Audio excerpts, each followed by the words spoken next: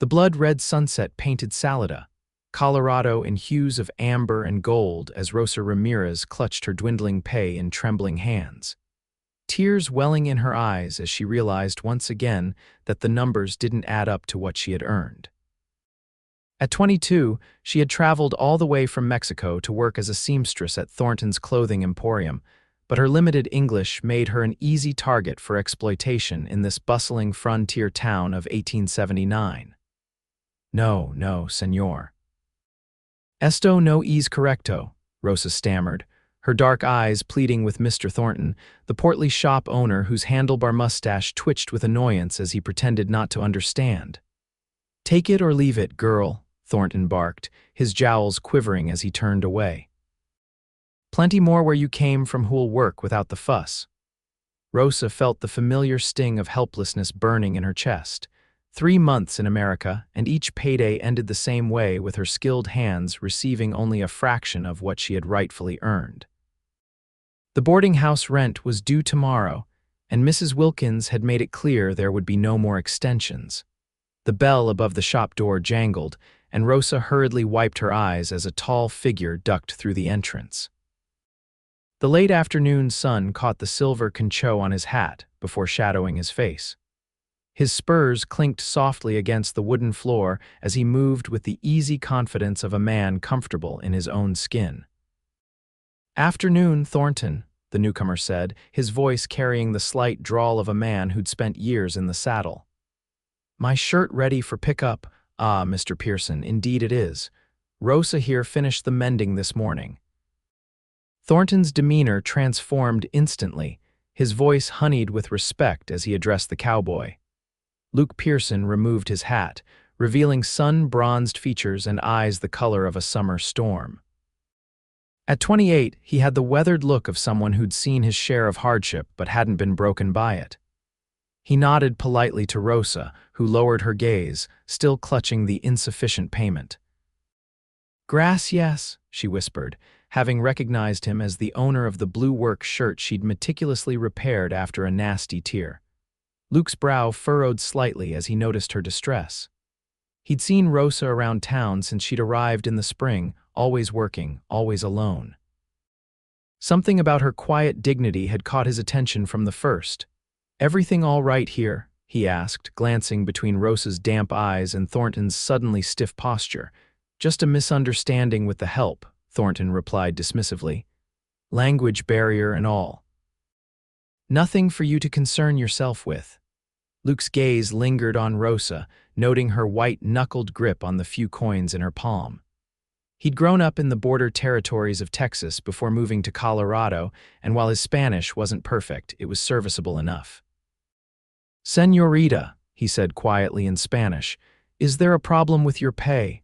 Rosa's head snapped up, surprise and relief flooding her face at hearing her native tongue.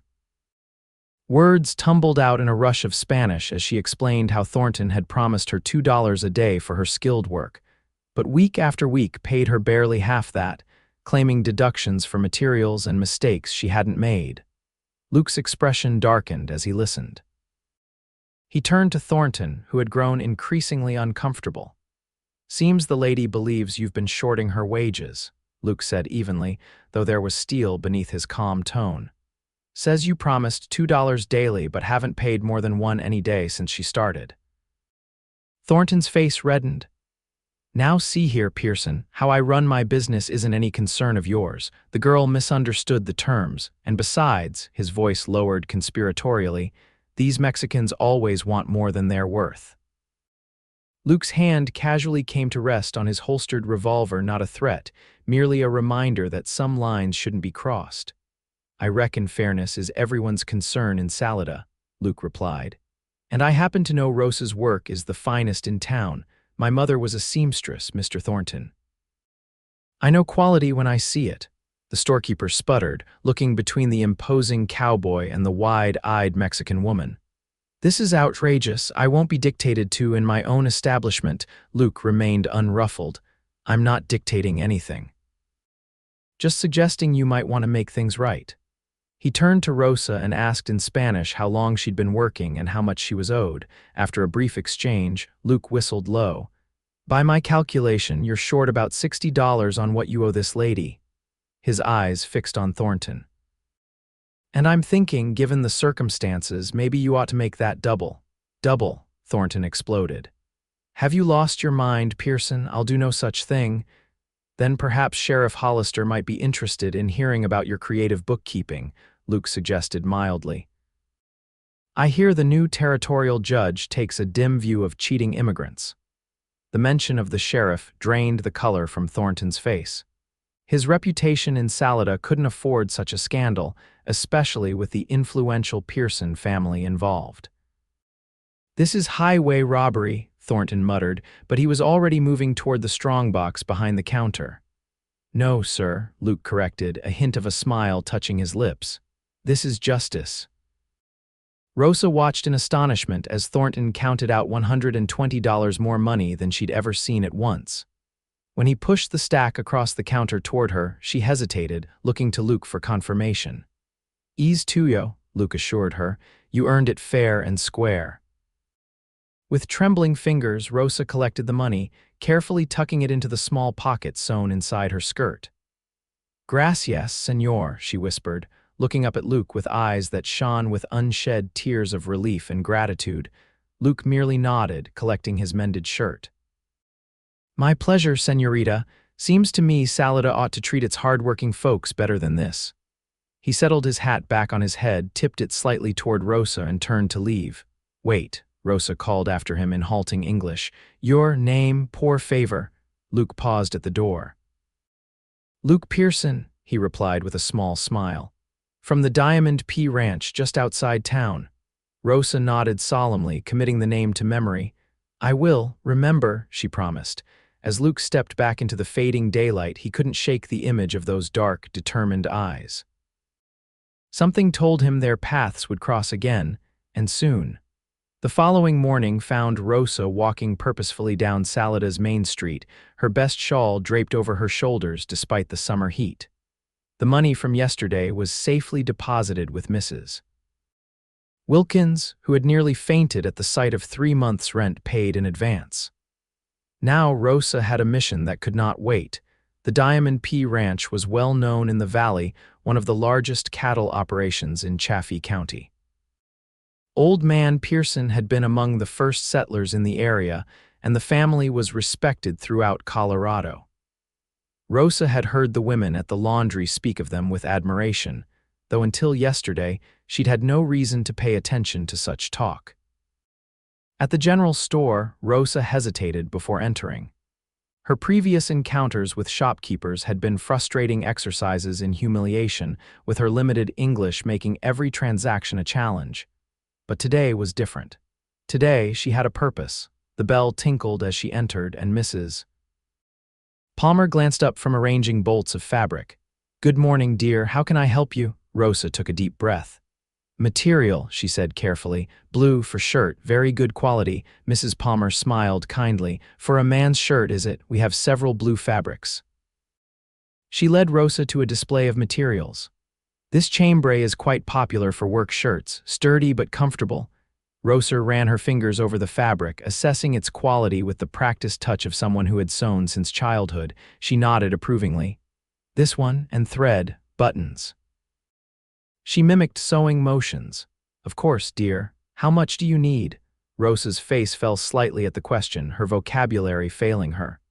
She spread her hands to indicate a man's size, then pointed to her own shoulders and chest. Mrs. Palmer's expression brightened with understanding. For a large man, perhaps like Mr. Pearson's size. She remembered seeing Rosa walking from the direction of the ranch road. At the mention of the name Pearson, Rosa nodded eagerly. She, for Senor Luke. A knowing smile touched Mrs. Palmer's lips. I see. Well, 3 yards should be plenty for a man of his build, and I have some fine pearl buttons that would look handsome with this blue. As the storekeeper gathered the materials, Rosa noticed a leather-bound book on display, an English-Spanish dictionary. Her gaze lingered on it long enough for Mrs.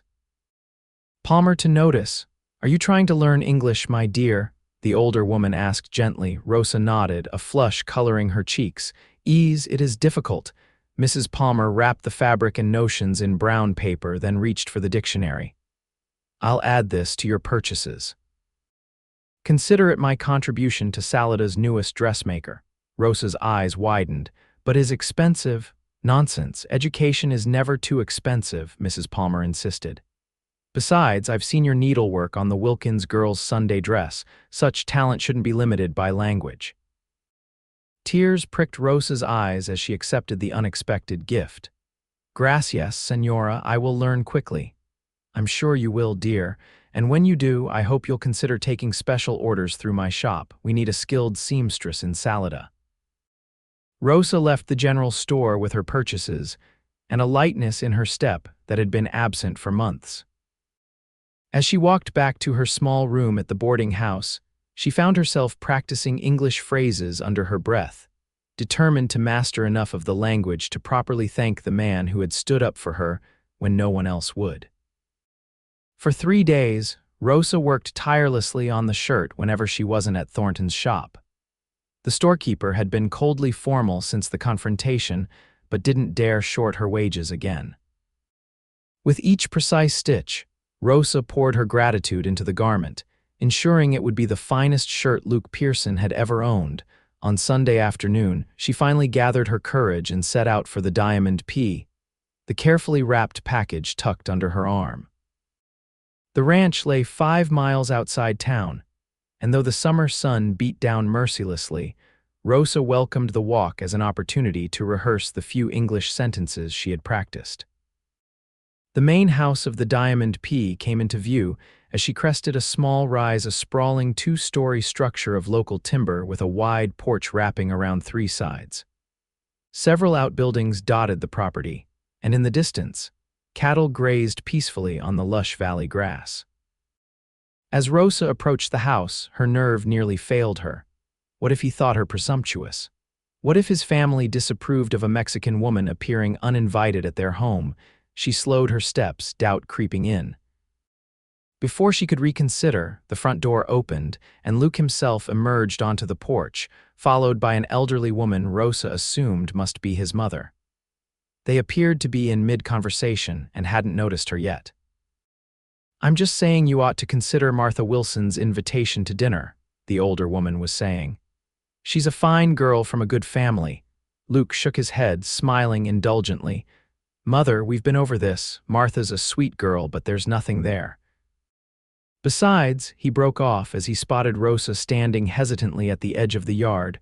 Recognition flickered across his face, followed by surprise and something warmer that made Rosa's heart beat faster.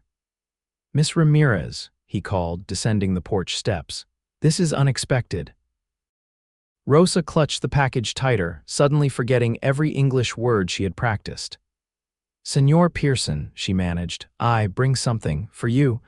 Luke's mother had followed him down the steps, curiosity evident in her expression.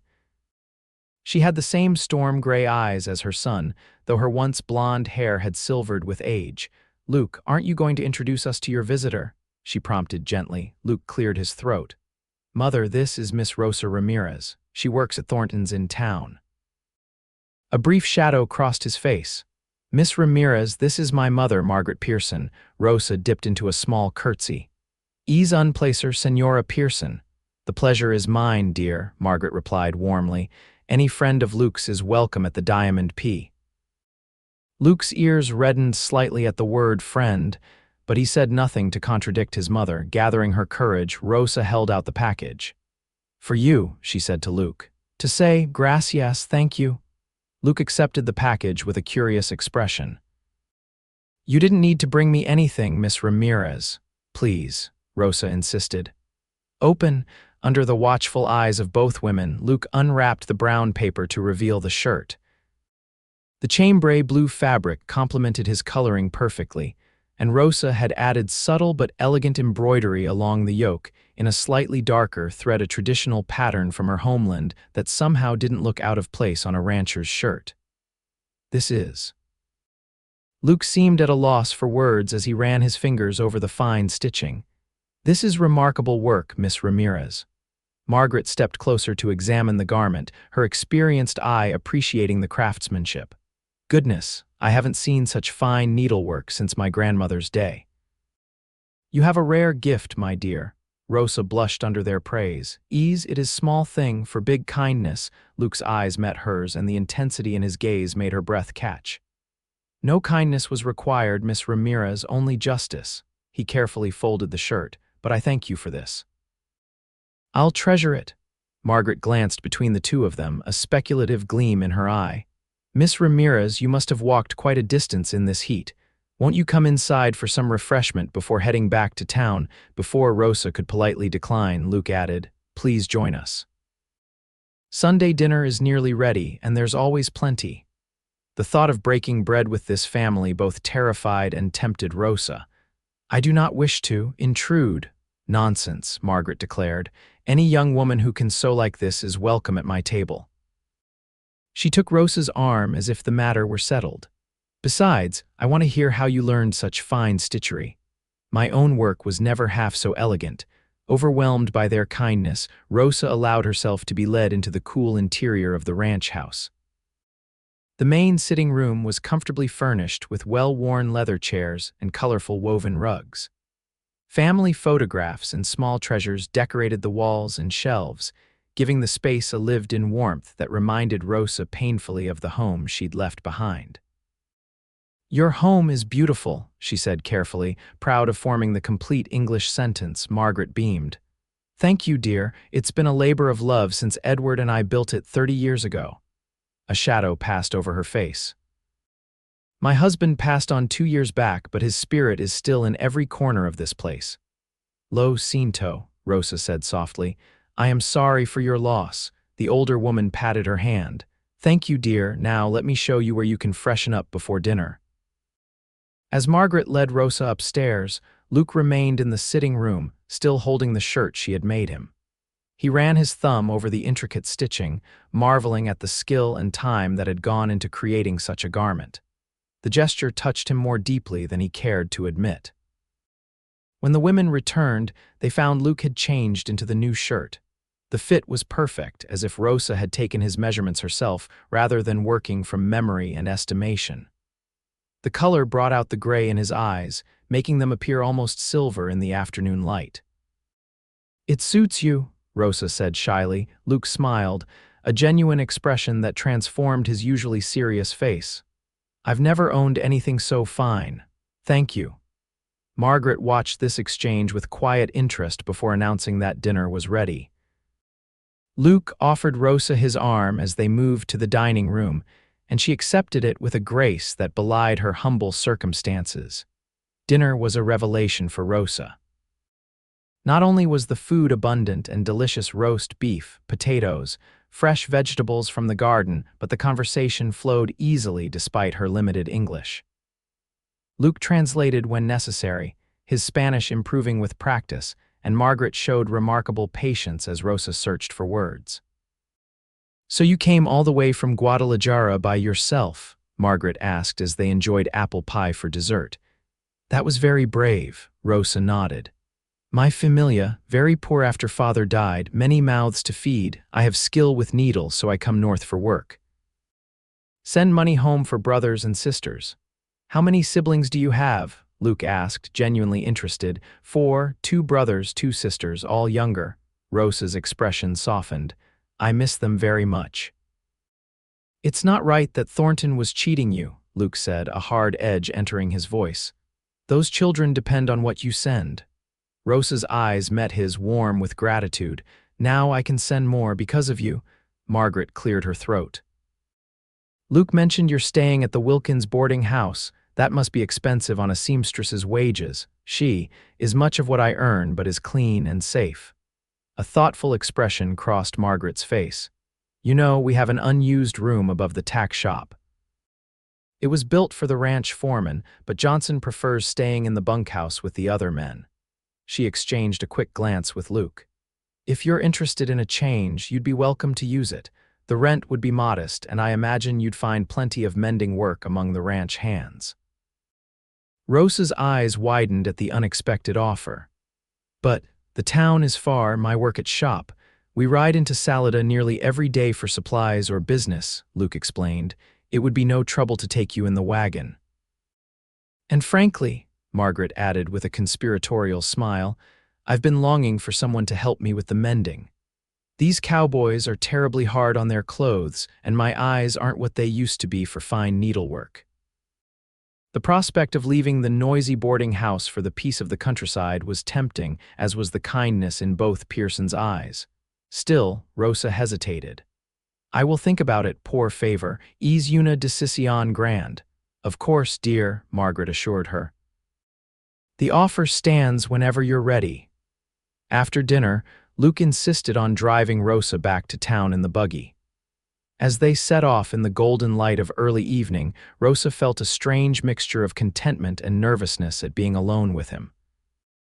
"Your mother is very kind," she said as they crossed the valley. Luke nodded, a small smile playing at his lips. "She liked you immediately, I can tell." "How?" Rosa asked curiously. "She offered you the tack room," Luke explained. "Mother doesn't extend such invitations lightly. She's protective of our home." Rosa gazed out at the mountains that cradled the valley, their peaks still touched with snow even in summer. "It is beautiful here, reminds me of home a little." "Do you plan to return to Mexico someday?" Luke asked, trying to keep his tone casual. Rosa sighed. "I dream of it, but reality is different. My family needs the money I send. And—" she searched for the words, "there is not much waiting for me there, no husband, no land." Luke's hands tightened slightly on the reins. "No husband, I find that hard to believe." A flush colored Rosa's cheeks. "In my village I was too, stubborn for the men. My mother said I ask too many questions, think too much for a woman." A chuckle escaped Luke. "I can't say that's a fault from where I'm sitting." Their eyes met briefly, and something unspoken passed between them before Rosa looked away, her heart beating unexpectedly fast. As they approached the outskirts of Salida, Luke slowed the horses. "Would you consider my mother's offer about the room at the ranch?" Rosa hesitated. "It is generous, but—" "What concerns you?" Luke asked gently. "People will talk," Rosa admitted. "A single woman living at her ranch with a single man, even with your mother there, in my country this would damage reputation." Luke nodded thoughtfully. "People talk regardless, Miss Ramirez." "But I understand your concern." He was quiet for a moment. "What if we had a contract, written terms for your work and boarding, all proper and businesslike?" The suggestion surprised Rosa. "You would do this, if it would make you comfortable, yes." Luke guided the buggy down Salida's main street. "Think about it, the offer remains open." When they reached the boarding house, Luke helped Rosa down from the buggy, his hands strong and steady at her waist. For a brief moment, they stood closer than propriety strictly allowed, the air between them charged with unspoken possibilities. "Thank you for dinner," Rosa said softly, "and for the ride." Luke tipped his hat. "Thank you for the shirt, I've never owned anything so fine." As Rosa climbed the steps to the boarding house, she turned back once to see Luke watching her, his tall figure silhouetted against the sunset. He raised his hand in a small salute before clicking to the horses and turning the buggy around. Rosa pressed her hand to her racing heart, wondering what it was about this quiet American cowboy that affected her so deeply. 2 weeks passed, during which Rosa found herself thinking constantly of the Pearson Ranch and its inhabitants. Though she hadn't yet accepted their offer of lodging, Luke appeared regularly in town, often finding reasons to visit Thornton's shop. Each time he greeted her respectfully, sometimes in carefully pronounced Spanish that made her smile despite herself. On one such visit, as Rosa was showing Luke some material for a new vest he claimed to need, Mr. Thornton interrupted with barely concealed irritation. "Miss Ramirez, when you're finished socializing, there are 3 dresses requiring alteration before closing." Luke's jaw tightened, but before he could speak, Rosa surprised them both by responding in clear, if accented, English. "I will complete them, Mr. Thornton, but this customer is also important to business." Thornton's eyebrows shot up at her improved command of the language, and Luke couldn't suppress a proud smile. "You've been practicing," he observed after Thornton retreated to his office. Rosa nodded, pulling a familiar leather-bound book from her pocket. "Every night, and Mrs. Palmer helps when I visit her shop." She hesitated. "I have thought about your mother's offer, the room at ranch." Luke's expression brightened. And I would like to accept, Rosa said carefully, if contract is still possible. I'll have the papers drawn up tomorrow, Luke promised, his smile warming his entire face. When would you like to move your things? Sunday, Rosa suggested. After church, Luke nodded. I'll bring the wagon. He hesitated, then added more quietly, Mother will be pleased, so am I. The warmth in his voice stayed with Rosa long after he had left the shop. Sunday came, and after the morning service, Luke arrived as promised with the wagon. Rosa's possessions were few: a trunk of clothing, a small box of mementos from home, and her sewing supplies, but Luke handled each item as if it were precious. Mrs. Wilkins seemed genuinely sorry to see Rosa leave. You've been my most reliable boarder, she lamented. And the quietest, too. Not like those railway men who stomp in at all hours. I will visit, Rosa promised, and bring you cookies, like your mother made, Mrs. Wilkins had been touched when Rosa had asked for the recipe for the older woman's favorite childhood treat, having noticed how she never took seconds of anything except those particular cookies. As they drove out of town, Rosa felt a strange mixture of trepidation and excitement.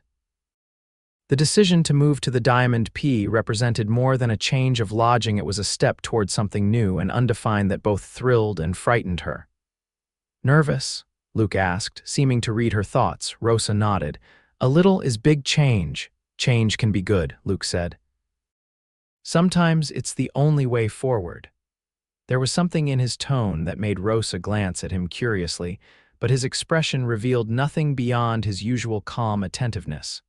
The tack room above the stables proved to be far more comfortable than Rosa had expected. Margaret had overseen its preparation personally, adding curtains at the windows, a colorful quilt on the bed, and even a small vase of wildflowers on the table. It's not fancy, Margaret apologized as she showed Rosa around, but it's clean and private. And far more spacious than those tiny rooms at the Wilkins place. Indeed, the room was nearly twice the size of Rosa's previous lodging, with a small sitting area separate from the sleeping space. A door at the back led to a private staircase, allowing Rosa to come and go without passing through the tack shop below. Ease perfecto, Rosa breathed, unable to believe her good fortune. Truly, it is too much. Nonsense, Margaret declared. Now dinner will be ready in an hour. Luke can help you unpack if you'd like. After Margaret departed, Luke lingered in the doorway. Is it really all right? He asked. If anything doesn't suit you, we can change it. Rosa turned to him, overwhelmed by emotions she couldn't quite name. Why are you so kind to me, you and your mother? I am nobody, just a seamstress. Luke stepped into the room, his expression serious. You're not just anything, Rosa. It was the first time he had used her given name, and the sound of it in his voice made her pulse quicken. You're a woman of extraordinary courage and skill. You crossed a border alone to support your family, you endured Thornton's cheating without complaint, and you're learning a new language with remarkable speed. He shook his head slightly. If anything, I wonder why you're willing to accept our help. Rosa met his gaze steadily. Because you see me, she said simply. Not just Mexican girl, not just seamstress. You see Rosa. Something shifted in Luke's eyes, a deepening of the warmth that had been there from the beginning. For a breathless moment, Rosa thought he might step closer, might bridge the gap between them. Instead, he nodded once, as if confirming something to himself. I'll leave you to settle in, he said quietly. We eat at 6. As he descended the stairs, Rosa sat on the edge of her new bed, wondering at the strange ache in her chest that felt surprisingly like hope. Life at the Diamond P quickly fell into a pleasant rhythm.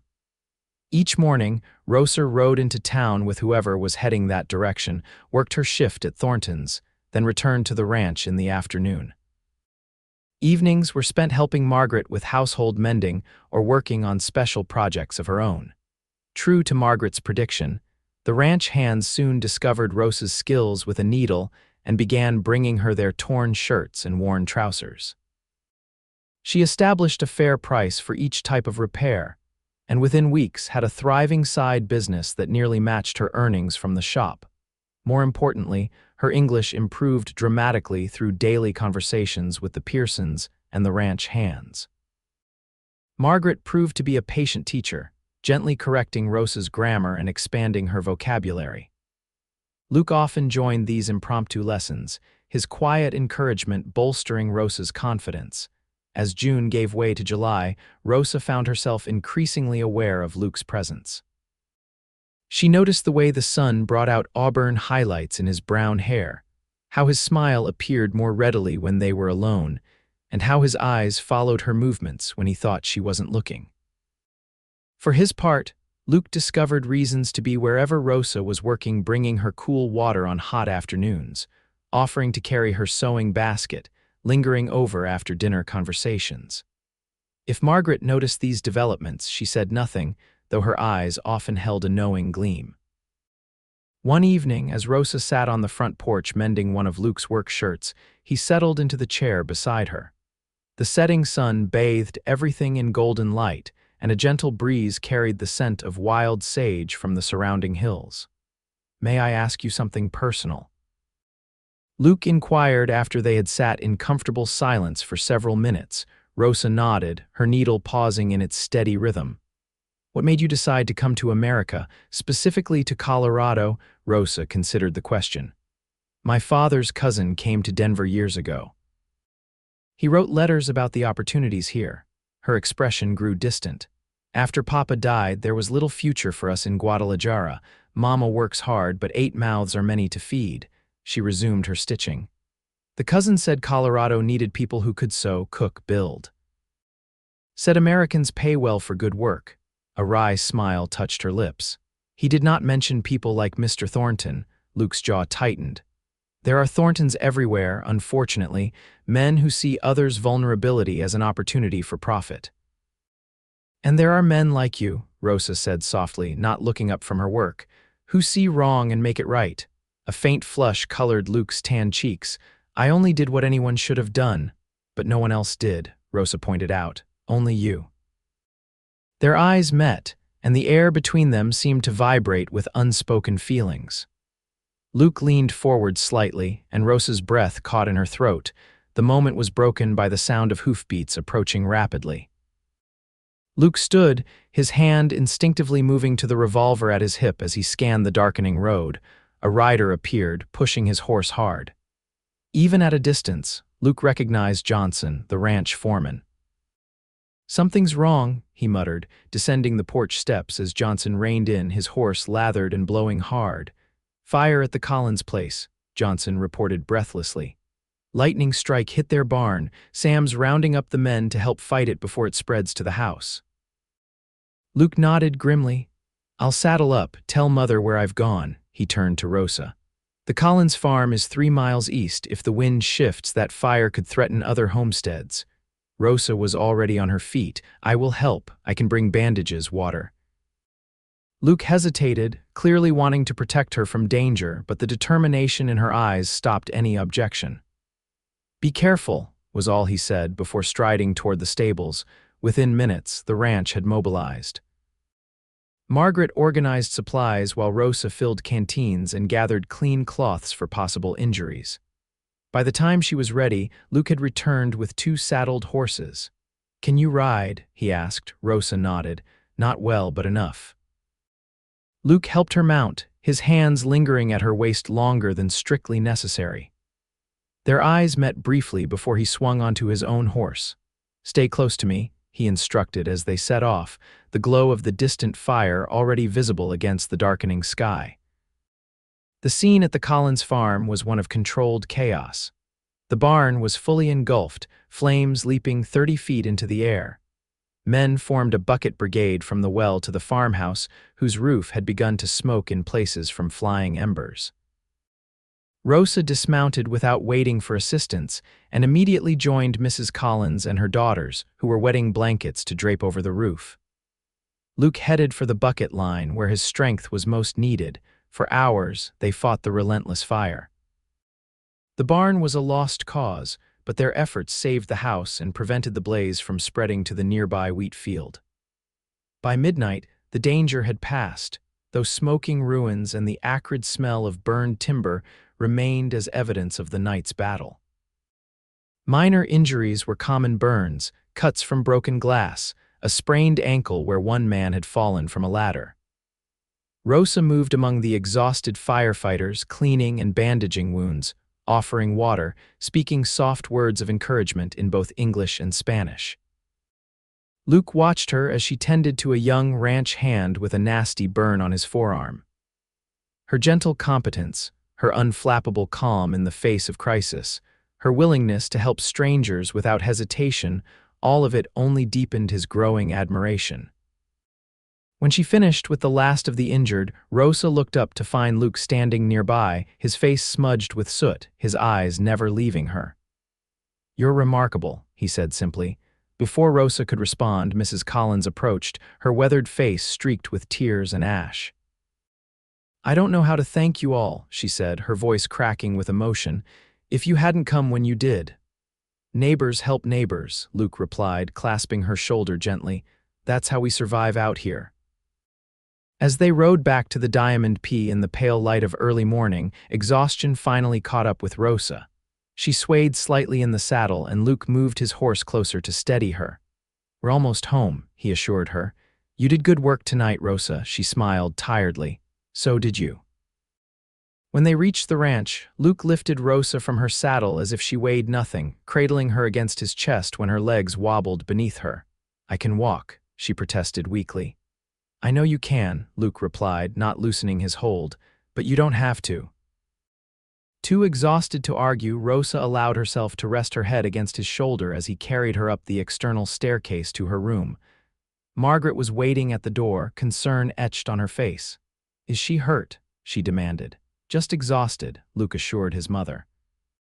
"She worked tirelessly all night," Margaret nodded, relief evident in her expression.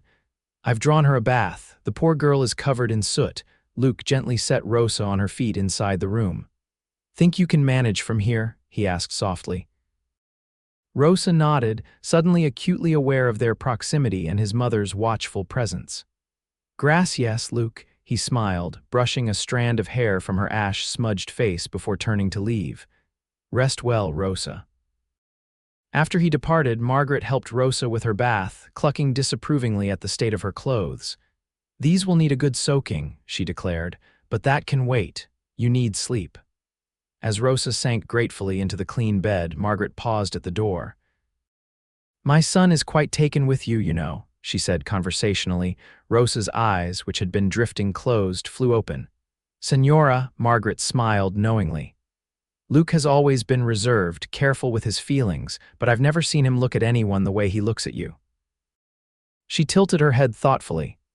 "And unless I'm mistaken, you care for him too." Heat flooded Rosa's cheeks. "He has been kind to me. Your family has been kind." "It's more than kindness, dear, but you don't have to admit it now." Margaret's expression grew more serious. "I just want you to know that whatever grows between you has my blessing. Luke deserves happiness, and so do you." With that surprising declaration, Margaret slipped out, leaving Rosa wide awake despite her exhaustion, her mind spinning with new possibilities. The Collins fire marked a turning point. In its aftermath, something shifted between Rosa and Luke, a new awareness, a heightened tension that vibrated in the air whenever they were near each other. They circled each other cautiously, neither quite ready to acknowledge the growing feelings that everyone around them could plainly see. July burned hot and dry, keeping everyone at the Diamond P busy with the constant vigilance required during fire season. Rosa continued her work at Thornton's, though with increasing reluctance as the shopkeeper's resentment toward her manifested in petty ways, assigning her the most tedious tasks, criticizing her work unnecessarily, making snide remarks about her improved circumstances. One sweltering afternoon, as Rosa was finishing an elaborate beadwork commission for the banker's wife, Thornton loomed over her work table. "I've been meaning to speak with you about your position here," he began, his tone falsely pleasant. "It seems your arrangement with the Pearson family has led to divided loyalties." Rosa looked up, her needle poised mid-stitch. "I do not understand. Your work has suffered," Thornton stated flatly. "You're distracted, careless." Rosa glanced down at the intricate pattern she was creating, each tiny bead perfectly placed. "My work is good, Mr. Thornton, as always." That's not for you to determine, he snapped, his facade crumbling. The fact is, I can no longer justify employing someone who clearly considers this job secondary to her. Other interests, understanding dawned. You are dismissing me. Let's call it a necessary adjustment to my business needs. Thornton's smug expression made it clear this was the revenge he'd been planning since Luke's intervention months earlier. Rosa carefully set aside her work and stood.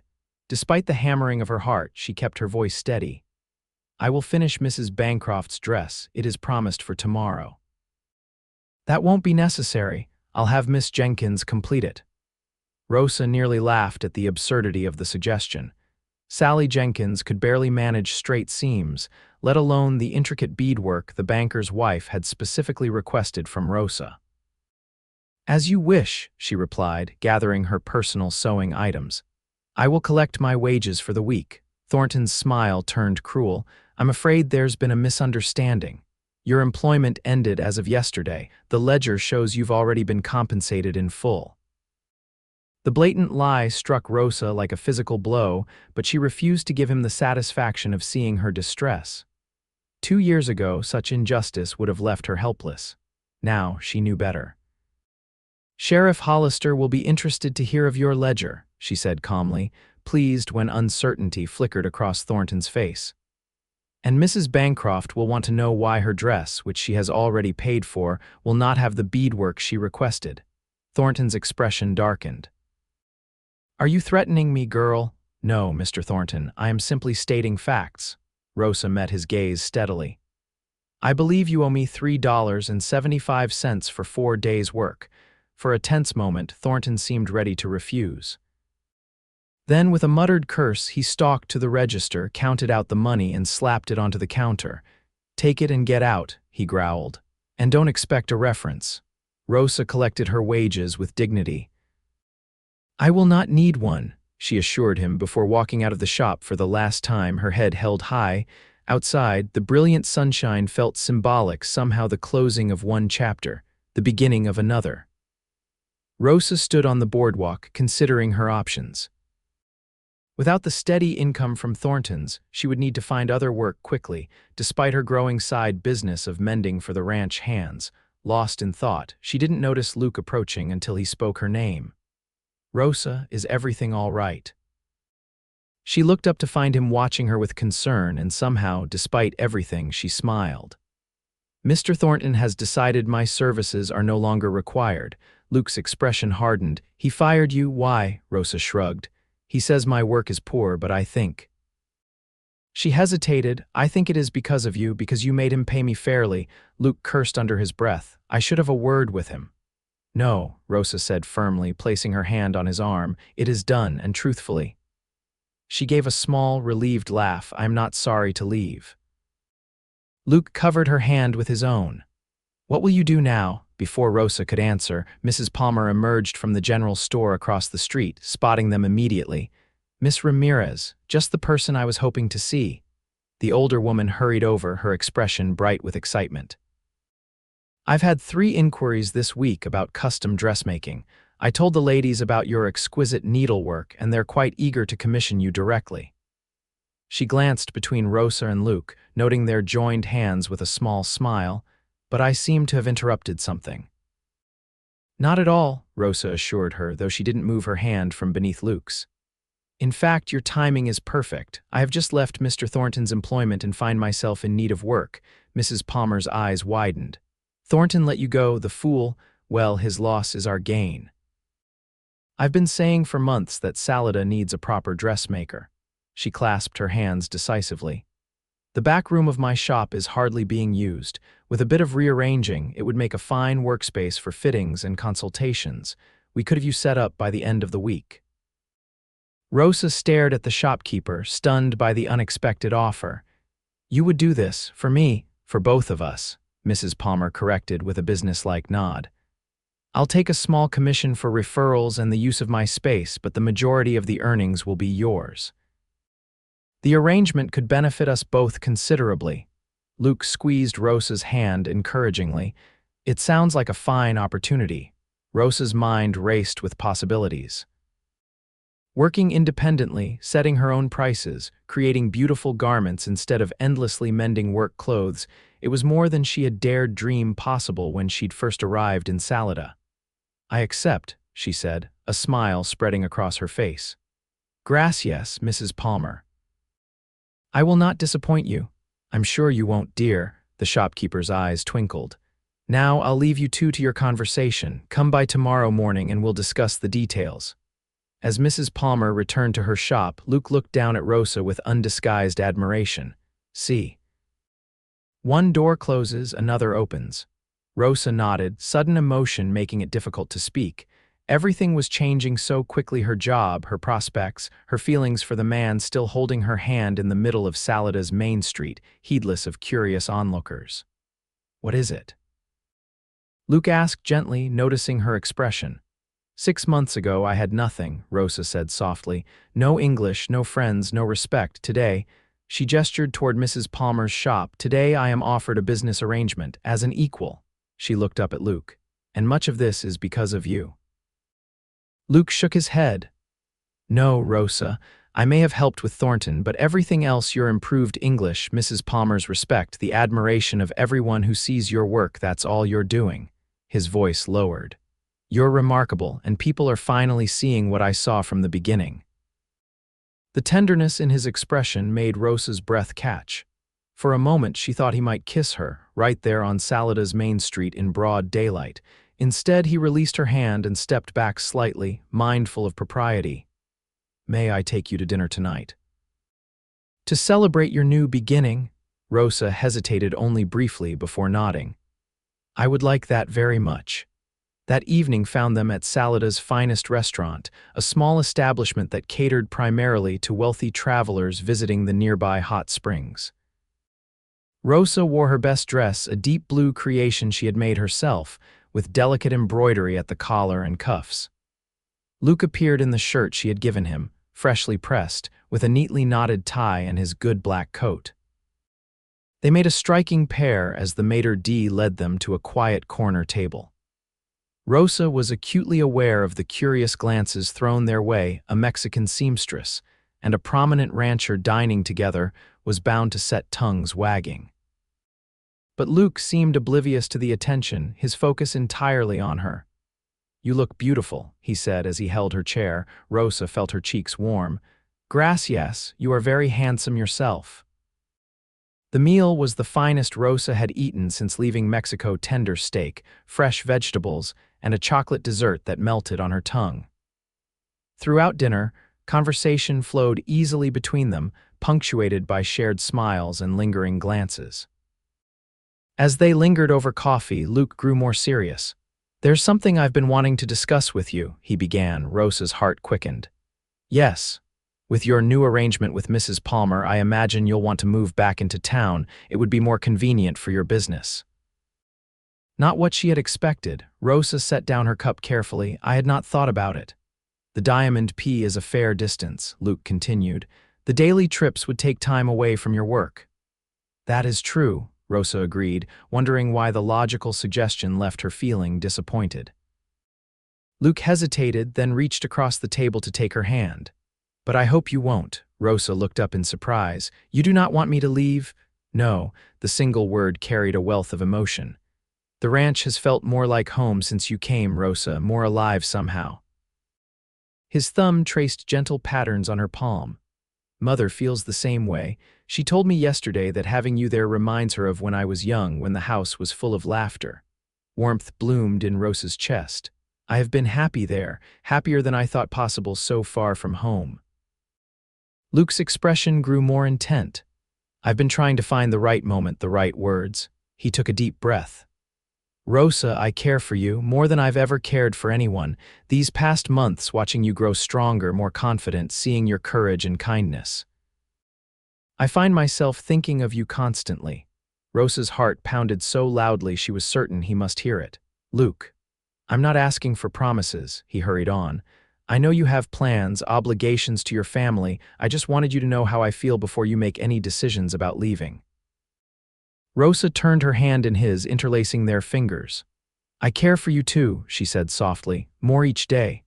The hope that dawned in Luke's eyes was like the sunrise over the mountains. "Then you'll stay, at least for now?" "Yes," Rosa promised, "I will stay." Outside the restaurant, the summer night was warm and star-filled. Luke offered Rosa his arm as they walked toward where he had left the buggy. The streets were quiet, most of Salida's residents already retired for the evening. At the corner of 4th and F Streets, they passed the alley beside the saloon.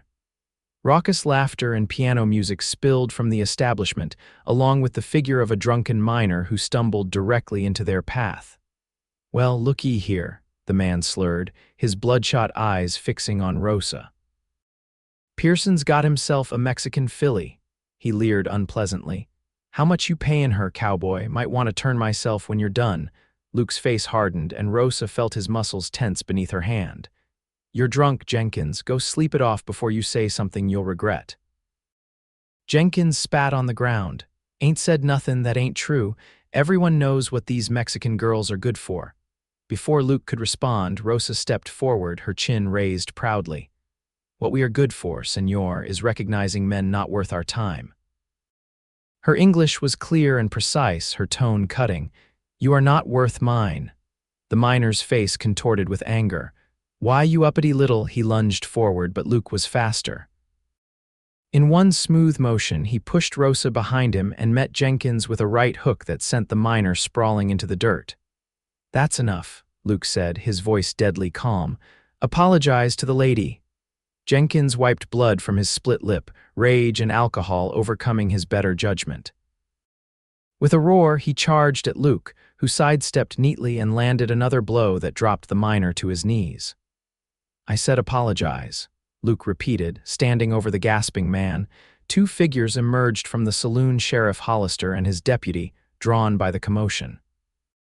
"What's going on here?" the sheriff demanded, taking in the scene with practiced eyes. "Just a misunderstanding, Sheriff," Luke replied evenly. "Mr. Jenkins had some impolite things to say to Miss Ramirez. I suggested he reconsider." The sheriff glanced at Jenkins, who was still kneeling in the dirt, then at Rosa's flushed but dignified expression. "That right, Jenkins?" Hollister asked. "You insulting ladies on my streets." The miner mumbled something incoherent, his fight evaporating under the sheriff's stern gaze. "Thought so?" Hollister nodded to his deputy. "Get him over to the jail to sober up." He turned back to Luke and Rosa. "You two all right to get home?" Luke nodded. "Yes, sir, thank you." As they continued toward the buggy, Rosa remained silent, her thoughts turbulent. Luke helped her up, then climbed in beside her, concern evident in his expression. "I'm sorry about that," he said as they set off. "Jenkins is a mean drunk with a fouler mouth." "It is not the first time I have heard such things," Rosa replied quietly. "But it is the first time someone has defended me." Luke's hands tightened on the reins. "No one should speak to you that way, ever. In Mexico, in Texas, here in Colorado, everywhere there are men who see my skin, my accent, and decide what I am worth." Rosa turned to look at him directly. "But you saw something different from the beginning." "Why?" Luke was silent for a long moment, guiding the horses through the darkened streets. "My father used to say character reveals itself in how a person treats others who can't benefit them," he finally answered. "The day I met you, I saw a woman of immense dignity being wronged by a man who thought he could get away with it because of the language barrier. Your courage, your refusal to be broken by circumstances, that spoke volumes about your character." He glanced at her, his expression softening. "And then there were your eyes. I've never seen such determination mixed with such kindness." Rosa's heart swelled at his words. Without thinking, she reached out to touch his cheek, her fingertips light against his skin. "Thank you for seeing me," she whispered. "The real me." Luke turned his head slightly, pressing a gentle kiss to her palm. The simple gesture carried more tenderness than any words could express.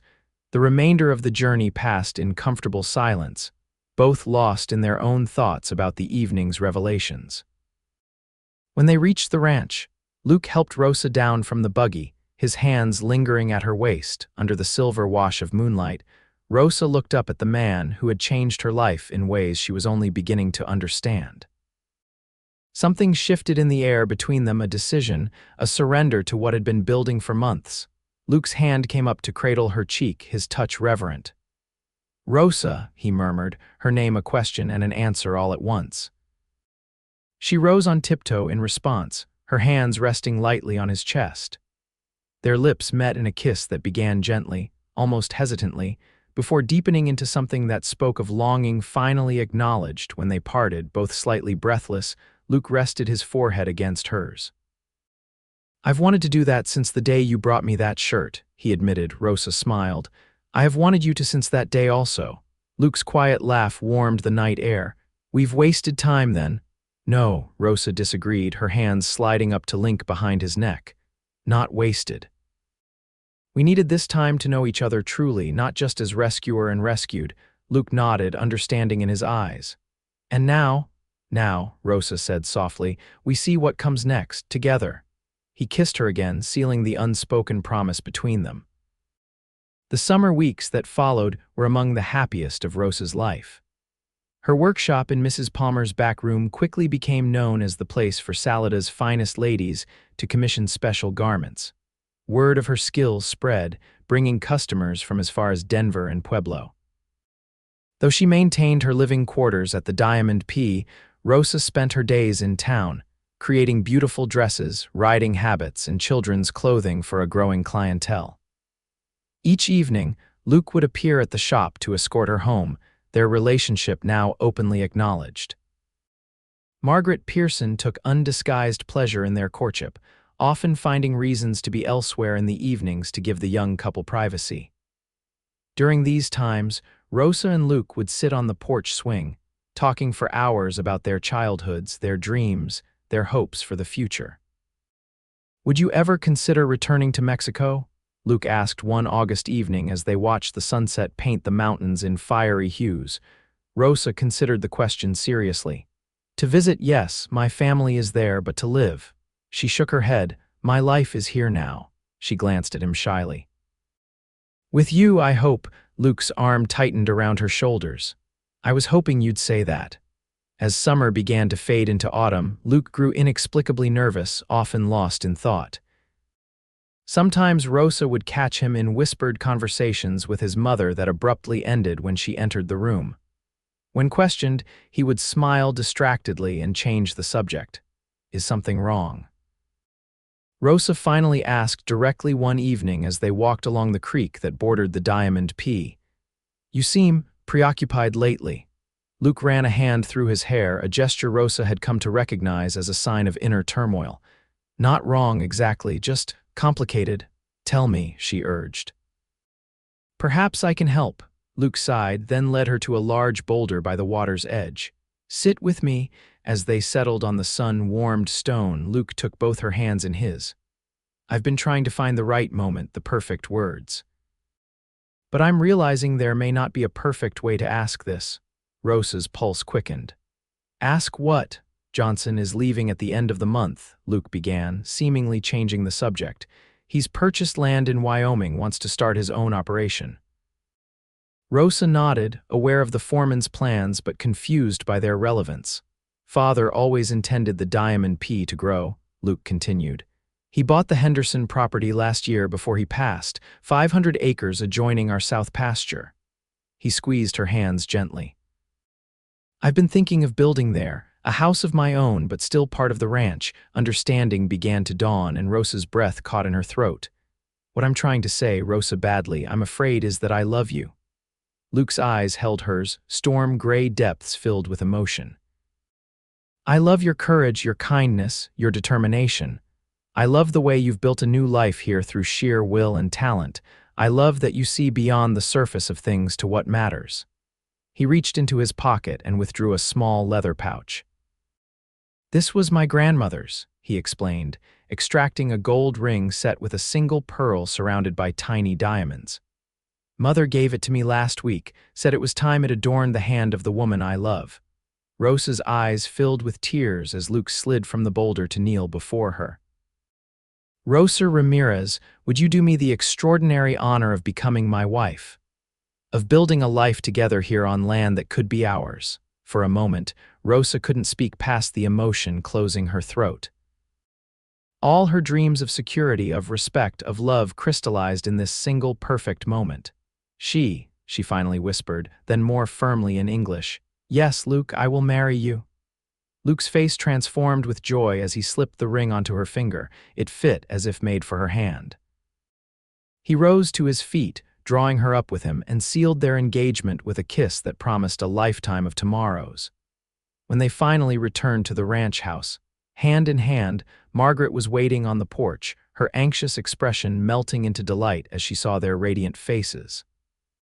"She said yes," Luke announced unnecessarily, his voice carrying across the yard. Margaret hurried down the steps to embrace them both. "Of course she did," she said with a watery smile. "She's a smart woman." She held Rosa at arm's length, examining her critically.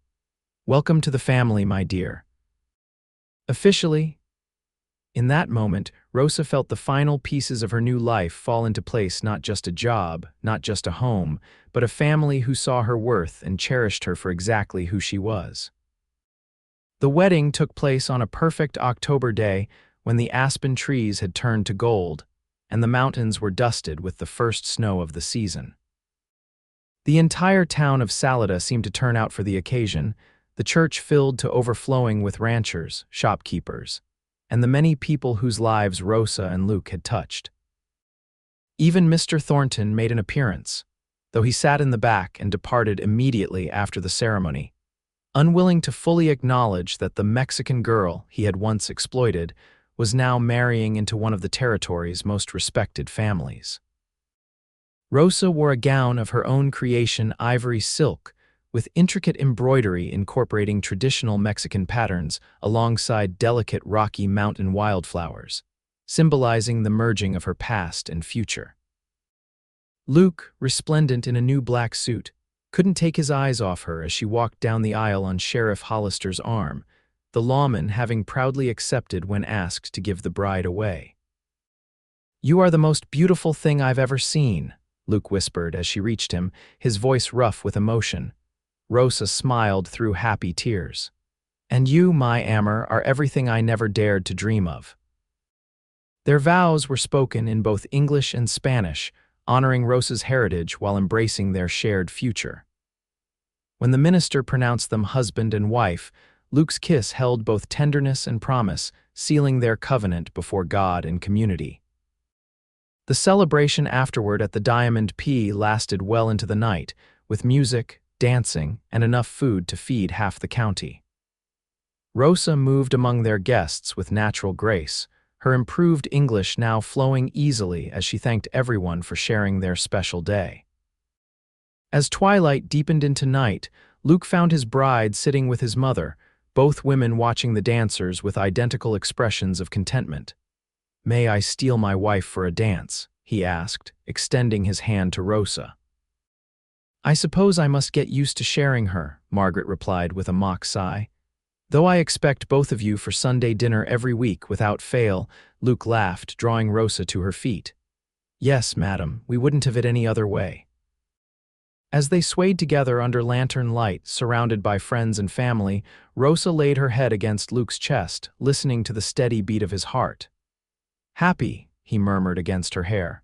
"Completely," she answered truthfully. "Though I still cannot believe sometimes how much has changed since that day at Thornton's." Luke's arms tightened around her. "When you couldn't speak English and they stole your wages," Rosa nodded, smiling at the memory that now seemed so distant. "And the handsome cowboy translated and made them pay double." "Best thing I ever did," Luke declared, "though I never imagined it would lead to this." "No," Rosa teased, "you did not plan to fall in love with the Mexican seamstress. Falling in love with you was inevitable," Luke corrected. "From the moment I saw you standing up for yourself despite everything stacked against you, I was already halfway there." Rosa rose on tiptoe to kiss him, no longer caring about the eyes watching them. "Then we are even, because I began falling in love with you that very day also." As the celebration continued around them, they remained in their own world, two hearts that had found each other across language and culture, bound now by love that transcended both.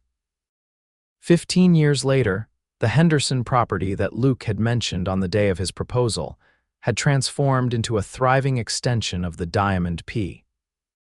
The house he had built for Rosa stood on a gentle rise overlooking the valley, its wide porches and spacious rooms filled with the sounds of family and love. Rosa's dressmaking business had grown beyond her wildest expectations. After 5 years in Mrs. Palmer's back room, she had opened her own shop in Salida, eventually training other young women in her techniques, including several Mexican immigrants who had followed in her footsteps.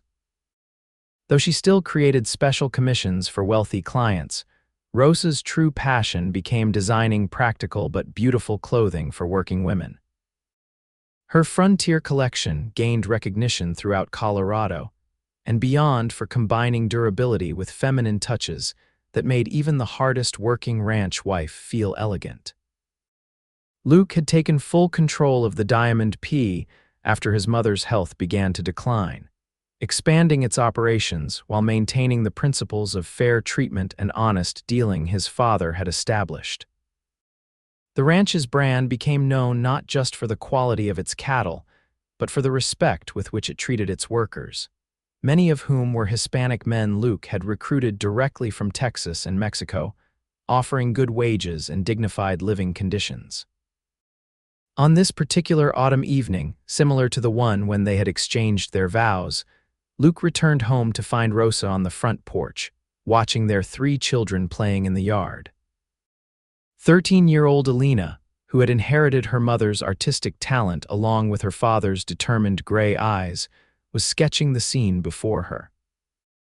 10-year-old Miguel and 8-year-old Thomas were engaged in an elaborate game involving horses and outlaws, their excited Spanish and English blending seamlessly as they played. "Papa!" Thomas shouted, the first to spot Luke riding up the lane. All 3 children abandoned their activities to race toward their father, who dismounted just in time to catch his youngest son as he launched himself through the air. Luke swung Thomas up onto his shoulders before embracing Alina and Miguel. "Have you 3 been good for your mother today?" he asked, walking with them back toward the house. "Alina got a letter from that fancy art school in Denver," Miguel reported importantly, "and Mama said I can start breaking the new colt next week if you agree." "Is that so?" Luke raised an eyebrow at his wife as he climbed the porch steps. "Sounds like I missed some excitement." Rosa rose to greet him with a kiss that, even after 15 years, still held the warmth of their first. "There is always excitement with these 3, she replied, her English now flawless though still touched with the musical cadence of her native tongue. "Your mother is feeling better today. She ate all of her lunch and asked for seconds." Luke's expression lightened at the news. Margaret, now approaching 80, had moved in with them the previous year after a fall had left her unable to manage alone. Though her health was declining, her mind remained sharp, and she delighted in her role as beloved grandmother. "Children," Rosa said, "go wash for dinner and check on Abuela. Tell her Papa is home." As the children raced inside, Luke pulled Rosa into his arms for a more thorough greeting. "I missed you today," he murmured against her lips. "And I you," she replied, fitting herself against him with the ease of long familiarity. "How was the meeting in town?" Luke sighed, resting his chin on top of her head. "Productive." The railroad representatives are serious about extending the line through Salida. It would mean more business for everyone, including the ranch and your shop. "And more change," Rosa observed. "Sometimes I hardly recognize Salida from the town I arrived in all those years ago."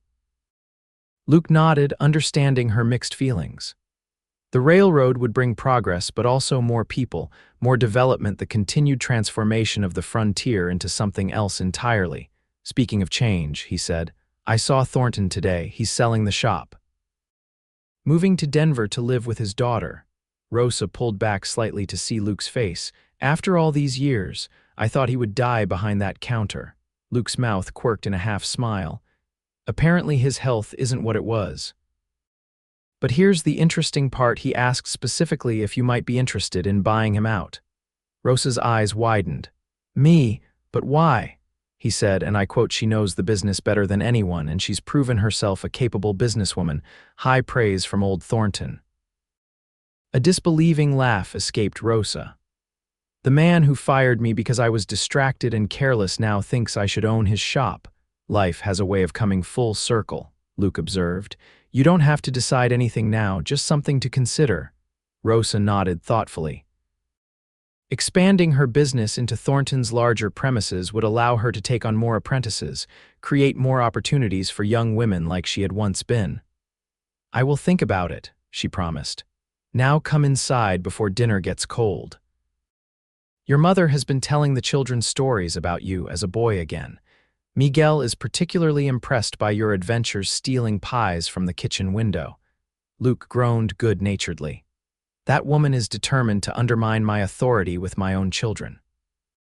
Rosa laughed, linking her arm through his as they entered their home. She is determined they should know their father was once young and foolish, just as they are now. The house was warm with lamplight, and the delicious scents of Rosa's cooking a blend of traditional Mexican dishes and American favorites that represented their blended life together. Margaret sat in her special chair by the fire, surrounded by her grandchildren as she regaled them with tales of the early days at the Diamond P. There's Papa now, she announced as Luke and Rosa entered. Come tell these rapscallions about the time you tried to ride that wild Mustang when you were 12. Luke shook his head, bending to kiss his mother's cheek. And give them ideas, I think not. Margaret's eyes twinkled with mischief. Too late. I already told them about your broken arm and the month you spent mucking stalls as punishment. The children giggled, and even Rosa couldn't suppress a smile at Luke's exasperated expression. Traitor, he accused his mother fondly before turning to the children. Let that be a lesson to you three. Disobedience leads to broken bones and manure duty. But Abuela says you caught the horse eventually, Miguel pointed out, after you healed. That's because your father is nothing if not stubborn, Margaret declared. A trait I see he's passed to all three of you. God help your parents. Dinner that night was filled with laughter and conversation, as it always was. Elena shared her excitement about the art school's interest in her portfolio. Miguel detailed his plans for training the new colt, while Thomas regaled them with an elaborate story about a mountain lion he claimed to have seen near the creek, which, under questioning, eventually became maybe a very large bobcat and finally, possibly just a shadow. As Rosa looked around the table at the family she and Luke had created, her heart swelled with a contentment so complete it bordered on disbelief. From the scared young woman who had arrived in Salida with nothing but determination and a skill with a needle, to this a respected businesswoman, a beloved wife and mother, a valued member of the community. Later that night, as she and Luke prepared for bed, Rosa found herself reflective. Do you ever think about how different life might have been if you hadn't come into Thornton's shop that day? She asked as she brushed out her long dark hair, now threaded with a few strands of silver. Luke paused in the act of turning down the covers. Sometimes, he admitted. But then I remember something my father used to say. What was that? Rosa set down her brush and moved to join him. That the important moments in life don't happen by accident, they're meant to be. Luke drew her into his arms. I was meant to walk into that shop, you were meant to be there. Everything that followed was written in the stars long before we knew each other existed. Rosa smiled, resting her head against his chest where she could hear the steady, reassuring beat of his heart. Then I am grateful to the stars, she murmured. For giving me you, our children, this life we have built. As am I, Luke replied, his voice rough with emotion, every single day. Outside their window, the vast Colorado sky sparkled with countless stars, the same stars that had witnessed their beginning and now blessed their continuing journey, a journey that had started with injustice, but had blossomed into a love story that would be told in their family for generations to come.